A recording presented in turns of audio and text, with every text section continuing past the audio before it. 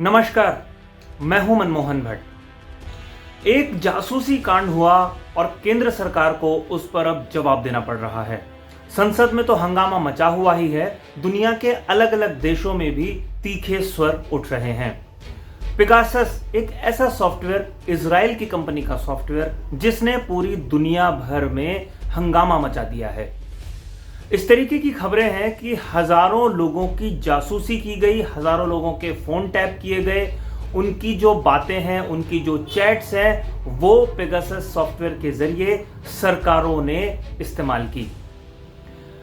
बड़ी बात यह है कि क्या वास्तव में पहली बार ऐसा हो रहा है कि किसी की जासूसी कराई जा रही है?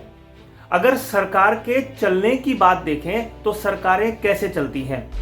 सरकार जब भी कोई पार्टी सत्ता में आती है तो सबसे पहले उसको जानकारियों की आवश्यकता होती है, और सरकार के पास तो बाकायदा इंटेलिजेंस एक डिपार्टमेंट ही है जो पूरी जासूसी करता है, उन तमाम लोगों की जासूसी करता है जो सरकार के लिए खतरा हो सकते हैं। तमाम जो इंटेलिजेंस एजेंसीज हैं वो सरकार के विरोधियों की भी जानकारी रखती है और सरकार को समय समय पर इसकी जानकारी उपलब्ध कराती रहती है।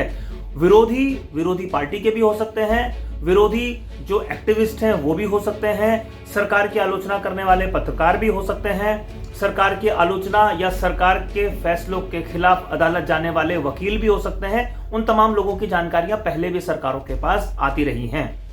इस बार भी कुछ ऐसा ही हुआ है, क्योंकि अब यह नया दौर है, ईमेल का जमाना है, व्हाट्सएप, फेसबुक, यूट्यूब, ट्विटर और तमाम जो चैट्स हैं उनका जमाना है। तमाम मीटिंग्स जब अब ऑनलाइन होने लगी हैं तो मेल मुलाकातों की जानकारी सरकारों को नहीं होती, इसलिए हो सकता है इस तरीके के सॉफ्टवेयर की जो वायबिलिटी है वो इस समय बहुत ज्यादा बढ़ गई।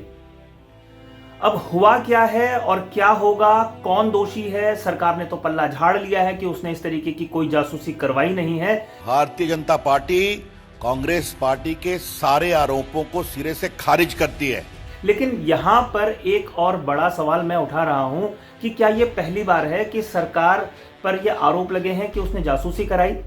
क्या आज से ठीक 10-11 साल पहले नीरा राडिया टेप कांड नहीं हुआ था, जिसमें कई बड़े लोगों के जो फोन टैप थे वो लीक हो गए थे? ये बहुत महत्वपूर्ण है, क्योंकि पहले भी फोन टैपिंग हुआ करती थी। सरकारों ने अपने अपने मकसद के लिए अपने अपने उन लोगों के फोन टैप कराए जो उनके लिए खतरा बन सकते थे। पहले भी ऐसा होता रहा है, लेकिन अब जमाना इलेक्ट्रॉनिक का थोड़ा ज्यादा हो गया तो फोन टैपिंग से थोड़ा आगे की ये बात पहुंच गई है।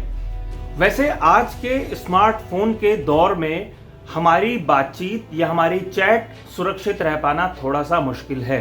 तमाम जो बड़े बड़े सर्वर्स हैं, डेटा सेंटर्स हैं, वहां पर हमारी बातचीत का रिकॉर्ड, डेटा, कई तरीके के मूवमेंट वो पूरा का पूरा रजिस्टर हो जाता है, तो हमारी जो प्राइवेसी है वो वैसे भी खतरे में है।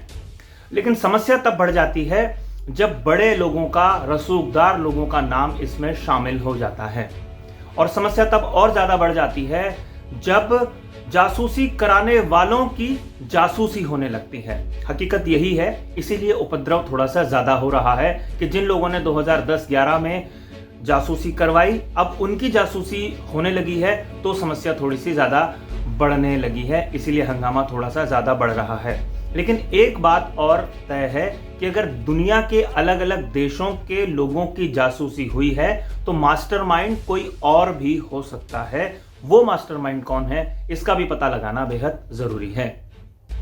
आपको ये रिपोर्ट कैसी लगी हमें जरूर बताइएगा। अपने सुझाव, अपनी प्रतिक्रियाएं कमेंट्स बॉक्स में जरूर लिखिएगा, और अगर आपने अभी तक इस YouTube चैनल को सब्सक्राइब नहीं किया है तो इसे सब्सक्राइब कीजिए। अगर आप ये वीडियो फेसबुक पर देख रहे हैं तो हमारे पेज को फॉलो कीजिए। अगली रिपोर्ट में आपसे एक बार फिर मुलाकात होगी, तब तक के लिए नमस्कार।